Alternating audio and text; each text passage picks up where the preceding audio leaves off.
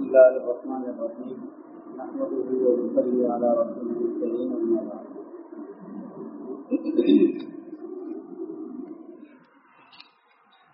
أفتطمعون أن يؤمنوا لكم وقد كان فريق منهم يسمعون كلام الله ثم يفسقونه من بعد ما عقلوه وهم يعلمون. سورة بقرہ کی آیت نمبر 76 ہے. اس آیت سے محفوظ آیات کے اندر اللہ رب العالمین نے یہودیوں کے مختلف کاموں کو بیان فرمایا کہ وہ کس قدر اور کس طریقے سے اللہ رب العالمین کی نافرمانیاں کرتے تھے اور انبیاء علیہ السلام کی مخالفت کیا کرتے تھے. اسی طریقے سے شریعت کے جتنے احکامات کو وہ بدل دیا کرتے تھے. یہاں تک کہ اللہ تعالیٰ نے ان کو راست پر لانے کے لیے کس طریقے کے معاملات کے ساتھ کیے. وادی طے کے اندر وہ سرگرداں پھرتے رہے اور ایک پہاڑ کا ایک ٹکڑا ان کے سر پر ڈال دیا گیا کہ اگر وہ مخالفت کریں گے شریعت کی اور اس کے احکامات کی تو یہ پہاڑ ان کے اوپر گر جائے. اسی طریقے سے اللہ تعالیٰ نے ان کی دلجوئی کی خوب فرمائی تو ان کو اللہ بھی عطا فرمایا اور اسی طریقے سے ان کے جو مطالبات سے اللہ تعالیٰ پورے کرتے ہیں. لیکن اس کے باوجود ان کی سرگرمی کا معاملہ یہ تھا کہ انہوں نے کسی بھی بات اللہ رب العالمین کی کسی حکم کی انبیاء علیہ السلام کے کسی بھی حکم کی کوئی تنازع نہیں بلکہ اس کی جگہ الٹا مخالفت کرتے رہے اور نافرمانی کرتے رہے. اسی کے مطابق اللہ رب العالمین نے یہ ارشاد فرمایا کہ وہ پتھر دے ہیں ان کے دل بالکل کیا ہو چکے ہیں پتھر ہو چکے ہیں اور وہ پتھروں سے بچارت کا یہاں رکھ کے فرمایا کہ پتھر پھر بھی کچھ نہ کچھ فائدہ لوگوں کو دیتے ہیں. لیکن ضرور ایک ایسے قوم ہے کہ جو بالکل بھی امت کے لیے مفید نہیں. یہ عالم اسلام کے لیے پوری دنیا کے لیے کیا ہے یہ بوجھ ہے. یہ کسی بھی کام کو نہیں اپنی ایگو کو ہوتا ہے اور نہ ہی ذات کو کسی کے لیے ہوتا ہے.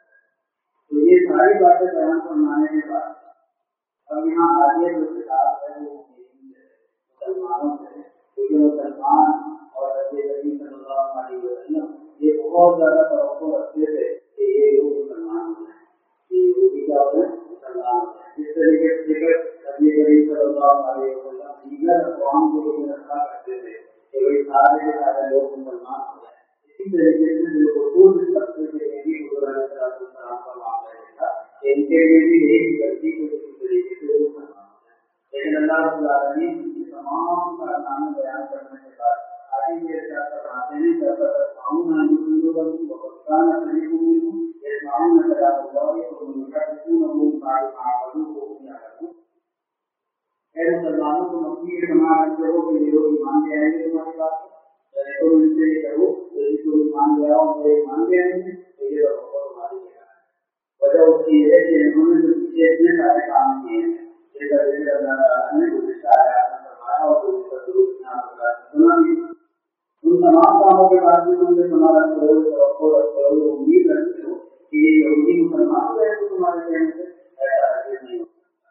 کیوں نہیں ہو سکتا؟ اس لیے کیونکہ جو کام انہوں نے کیے وہ تو کیے ہی لیکن اس کے ساتھ ساتھ اس میں ایک فریق ایک گروہ ایک جماعت ایسی بھی گزری ہے کہ یسمعون کلام اللہ ان لوگوں نے اللہ کے کلام کو سنا اور پھر کیا کیا ثم يحرفونه پھر اس کو بدل دیا اور یہ کام انہوں نے جان بوجھ کر کیا جانتے بوجھتے کیا تو غلطی سے نہیں کیا. بھائی کسی نے کچھ پوچھا غلطی سے کوئی غلط جواب دے دیا گیا یا یہ کسی نے کوئی آیت سنی غلطی سے اس کا کوئی لفظ غلط ہو گیا. نہیں الفاظ کی تبدیلی ہو یا معانی کی تبدیلی ہو بہت پورا جان بوجھ کر اور وہ کیا اور میرے لیے جانتے ہیں کہ ہم غلط کام کر رہے ہیں لیکن ان کے باوجود نہیں کرتے. اب یہاں پر جو مفسرین یہ فرماتے ہیں کہ یہ قریب کون سا قریب ہے جس نے اللہ کا کلام سنا اور سننے کے بعد اس کا بدل دیا. تو اس کے بارے میں ایسا فرمایا بات کی آئے ہے کہ یہ وہ لوگ تھے جن کے اوپر تورات نازل ہوئی جنہوں نے حضرت موسیٰ علیہ السلام انبیاء علیہ السلام کی زبان مبارک سے تورات کو سنا اور سننے کے بعد جب آگے بیان کیا تو اس کو بدل دیا. الفاظ بدل دیے معانی بدل دیے. یعنی کوئی پوچھتا کہ بھائی تورات میں کیا حکم ہے اس کے بعد بتا دیتا. کوئی پوچھتا بھائی تورات کی آیت کا مطلب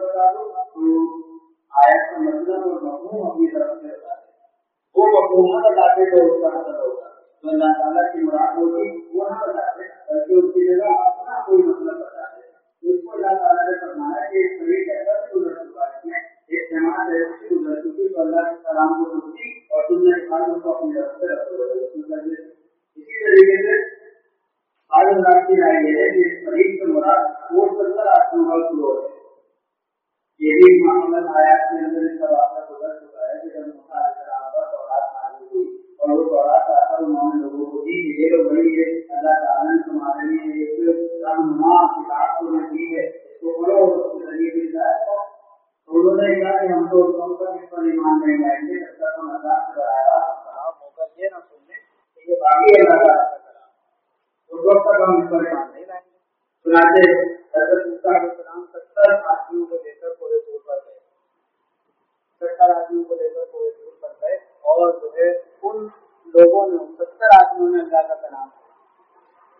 तो वापस आके अपनी कौम को क्या बताया, वापस आकर अपनी कौम को ये बताया कि भाई ये वाकई अल्लाह ताला का कलाम है, ये वाकई अल्लाह ताला की नाज़िल करदा किताब है तौरात, जो मूसा अलैहिस्सलाम तुम्हारे पास लेकर आए, ये अल्लाह ही ने नाज़िल की है। अब यहाँ तब्दीली क्या की, तब्दीली ये की कि ये बताने के बाद कहते हैं कि इससे जो अहकामात अल्लाह ताला ने नाज़िल फरमाए हैं उसमें से जिन पर तुमसे अमल हो सकता है उनसे कर लो, जो मुश्किल है वो छोड़ दो। ये अपनी तरफ से जुमला इजाफा कर, हालांकि ना ये अल्लाह ताला की मुराद थी ना हज़रत मूसा अलैहिस्सलाम की मुराद थी, बल्कि वो तो हुक्म ये नाजिल हुआ था कि जो कुछ इस किताब के अंदर लिखा है, जो कुछ अल्लाह ताला के अहकामात इस किताब के अंदर तुम्हें दिए जा रहे हैं सब पर अमल करो। लेकिन इन लोगों ने क्या बयान किया कि आगे ये किताब तो अल्लाह ताला की है, अलबत्ता अल्लाह ताला ने इसमें ये सहूलत रखी है कि आसानी से जितनी चीज़ों पर अमल होता है उस पर अमल कर लो, और जिन चीज़ों को जो चीज़ें तुम्हें मुश्किल लगती हैं, जो अमल तुम नहीं कर सकते, उनको छोड़ दो, अल्लाह ताला तुम्हारे लिए क्या कर देगा, उसमें माफी का ऐलान कर देगा। तो ये फरमाया कि ये तहरीफ इनका खास क्या था, खास सिफत थी इनके अंदर जो इन लोगों के अंदर पाई जाती है। अब सवाल ये पैदा होता है कि ये जितने कारनामे जिक्र किए गए या जितने काम जिक्र किए गए, जितनी खराबियां और बीमारियां जिक्र की गई, ये तो सारी वो थी कि जो हज़रत मूसा अलैहिस्सलाम के ज़माने के यहूदियों के अंदर पाई जाती थी, और ये खिताब हो रहा है किनको, हुज़ूर अलैहिस्सलाम के ज़माने के यहूदियों को। तो ये कैसे बराबर होगा, तो इसके बारे में फरमाया कि भाई ये भी चूंकि अपने आबा और अजदाद ही के तरीके पर थे, हुज़ूर अलैहिस्सलाम के ज़माने के अंदर जो यहूदी थे वो भी किसके तरीके पर थे, अपने ही आबा और अजदाद के तरीके पर थे, और अपने आबा और अजदाद के तरीके का वो इनकार नहीं करते थे। ये उनसे अलग कब होते, मौजूदा ज़माने के यहूदी, हुज़ूर अलैहिस्सलाम के ज़माने के यहूदी पुराने यहूदियों से अलग कब होते कि जब वो अपने आबा और अजदाद के तरीके का इनकार करते। वो ये कहते हैं कि भाई हमारे आबा और अजदाद ने अंबिया अलैहिस्सलाम को कत्ल किया, गलत किया, हमारे आबा और अजदाद ने तौरात का इनकार किया, उसमें रद्द बदल किया, गलत किया। ये कहते तो वो उनसे अलग समारोह, लेकिन इन्होंने कभी भी अपने आबा और अजदाद की मुखालफत नहीं की, ना ही उनके इन कामों का इनकार किया, बल्कि बहुत सी सिफात खुद अपना ली। यहाँ तक के जो तहरीफ की सिफत है, जो इनके आबा और अजदाद ने तौरात के अंदर तब्दीली की, अल्लाह ताला से कलाम करने के बाद आकर कौम को कुछ और बताया, ये जो तहरीफ की सिफत थी, तहरीफ की आदत थी, ये इन यहूदियों के अंदर भी मौजूद थी। चुनांचे इन्होंने किस तरीके से तहरीफ की, उन्होंने इस तरह तहरीफ की कि तौरात के अंदर जो नबी करीम सल्लल्लाहु अलैहि वसल्लम की निशानियां बयान की गई थी, और इसी तरह से तौरात के अंदर जो हुज़ूर अलैहिस्सलाम की आमद की पेशनगोइयां की गई थी कि एक नबी आखिरी ज़माने में आएंगे, ऐसे ऐसे होंगे, इस खानदान के अंदर पैदा होंगे, उन तमाम सिफात को क्या कर दिया, तब्दील कर दिया। इसी तरीके से तौरात के अंदर हुज़ूर अलैहिस्सलाम का हुलिया मुबारक बयान किया गया था कि आप बयाना कद होंगे, दरमियानी पत्ते होंगे, आपकी आंखें स्याह होंगी और आपके बाल घुंघरैले होंगे। इन्होंने उसको तब्दील कर दिया, उसमें क्या लिख दिया तौरात के अंदर तब्दीली करके कि आप लंबे पत्ते होंगे, आपके बाल सीधे होंगे और आपकी आंखें नीली होंगी। हर सिफत को बदल दिया ताकि लोग इन सिफात को पढ़ के जो तौरात के अंदर हुज़ूर अलैहिस्सलाम की सिफात बयान की गई हैं, तौरात के अंदर जो हुज़ूर अलैहिस्सलाम का नक्शा और हुलिया बयान किया गया है, कहीं लोग इसको देखकर ईमान न ले आए। तो ये तहरीफ तो ज़माने हुज़ूर अलैहिस्सलाम के ज़माने के यहूदियों के अंदर भी पाई जाती है, इसलिए अल्लाह ताला ने उनको एक ही शुमार किया। इनके आबा और अजदाद जैसे थे, ये भी वैसे के वैसे ही हैं। लिहाजा जिस तरीके से उनके अंदर जिद थी, उनके अंदर इनाद था, उनके अंदर तासुब था, वही सिफात इनके अंदर भी पाई जाती हैं। तो क्या इन सिफात के बावजूद जो आबा और अजदाद में सिफात पाई जाती थी वही इनमें पाई जा रही है, इसके बावजूद तो तुम ये तुम्हारे कहने पर ईमान ले आएंगे, जबकि ये तो अंबिया की बात का इनकार कर चुके, अल्लाह ताला से बराह हम कलाम होने के बाद उसका इनकार कर चुके, अब तुम ये समझते हो कि तुम्हारे कहने पर ईमान ले आएंगे। चुनांचे ये जो फरमाया कि तुम तवक्को रखते हो कि वो ईमान ले आएंगे, कि इब्तिदाई ज़माने की बात, यानी जब हुजूर अलैहिस्सलाम मदीना मुनव्वरा हिजरत करके गए तो आपकी दिली ख्वाहिश यही थी कि भाई क्या हो जाए ये यहूदी मुसलमान हो, और इसी दिली ख्वाहिश की वजह से आप सारे काम इनकी मुवाफकत में किया करते थे। यहाँ तक कि जैसे आपने सुना है ना कि जब हुजूर अलैहिस्सलाम जो मदीना मुनव्वरा तशरीफ लाए तो आप बैतुल मक़दस की तरफ रुख करके नमाज पढ़ते। बैतुल मक़दस किसका किबला था? यहूदियों का किबला था, लेकिन आप अलैहिस्सलाम यहूदियों के किबले की तरफ रुख करके नमाज पढ़ना क्यों? ताकि इनकी दिलजोई हो जाए, ये इनका कल्बी मैलान इस्लाम की तरफ हो जाए, ये हमको अपने से गैर ना समझे बल्कि ये हमें अपना भाई ही समझे और ये इस्लाम की तरफ माइल हो जाए और किसी तरीके से मुसलमान हो जाए। इसी तरीके से यहूदी जो थे वो मांग नहीं निकाला करते थे, हुजूर अलैहिस्सलाम अपने बालों में मांग निकाला करते थे। तो जब आपने ये देखा कि यहूदी मांग नहीं निकाल रहे तो आपने भी अपने बालों को सीधा पीछे करना शुरू कर दिया, यानी आगे से सीधे सीधे बाल पीछे बगैर मांग निकाले आपने अपने बालों को पीछे करना शुरू कर दिया। क्यों? ये भी इसलिए कि भाई ये मुवाफकत न कराए, वो हमें अपना भाई समझे और किसी तरीके से हमारी तरफ माइल हो जाए। लेकिन जब हुजूर अलैहिस्सलाम ने ये देखा कि किसी भी तरीके से ये मानने वाले नहीं, ये हर तरफ कौम है, ये मुताअस्सिर कौम है और ये बुनियाद रखने वाली कौम है, तो हुजूर अलैहिस्सलाम ने यहाँ तक कि आजाद के अंदर भी आप अलैहिस्सलाम ने मुखालफत। जब मालूम हुआ कि यहूदी भी 10 मुहर्रम का रोजा रखते हैं और 10 मुहर्रम को बहुत ही अच्छा वाला दिन समझते हैं और 10 मुहर्रम का दिन मुसलमानों के यहाँ भी अहम तरीन दिन था, मुसलमान भी इस दिन रोजा रखा करते थे, तो इबादत के अंदर भी मुशाबाहत ना हो जाए इसलिए हुजूर अलैहिस्सलाम ने फरमाया कि एक दिन पहले या एक दिन बाद रोजा रखो। एक अकेला रोजा जैसे यहूदी 10 मुहर्रम का रखते हैं तो इस तरह एक अकेला रोजा ना रखो, बल्कि 9 मुहर्रम का रोजा उसके साथ जोड़ लो या 10 मुहर्रम का रोजा उसके साथ जोड़ लो, ताकि इबादत के अंदर भी क्या हो जाए। इसी तरीके से यहूदी जहबन नहीं पाना करते थे, हुजूर अलैहिस्सलाम की मुखालफत में जहबन था।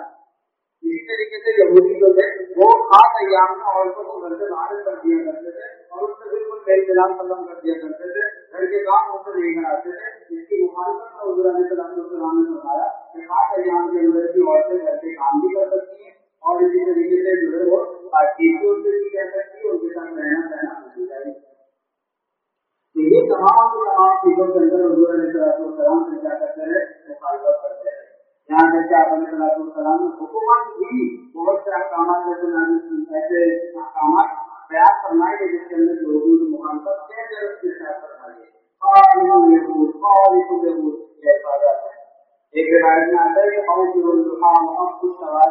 तुम यहूदियों की मुखालफत करो, तुम गाड़ियां बनाओ और मूछें कलवाओ, यानी मूछों को कम करो, मूछें हल्की करो और गाड़ियों को बढ़ाओ। जबकि यहूदी इनके बिल्कुल बराबर करते थे, वो बड़ी बड़ी मूछें रखते थे, गाड़ियां छोटी रखते थे। हुजूर अलैहिस्सलाम ने इससे भी मुखालफत का उनको हुक्म मिलता था। लिहाजा यहूदी मकसद काफी है, हुजूर अलैहिस्सलाम अपने आखिरी ज़माने तक यहूदियों की मुखालफत करते भी रहे और लोगों को हुक्म भी यही देते रहे। आज हम अपना हाल देखें कि हम अपने रहन में और तरीकों में किसी तरह वजह के अंदर हम इस्लाम के मुताबिक चल रहे हैं या उनको नसारा के तरीके के मुताबिक चल रहे हैं। जबकि हमारे नबी सल्लल्लाहु अलैहि वसल्लम की ख्वाहिश क्या है कि भाई मुसलमान जो है वो क्या करें, यहूदियों की मर्जी के अंदर मुखालफत करें। अल्लाह ताला हमें सही तरीके से इस्लाम पर अमल करने और यहूदियों से हर किस्म की मुखालफत करने की तौफीक अता फरमा दे।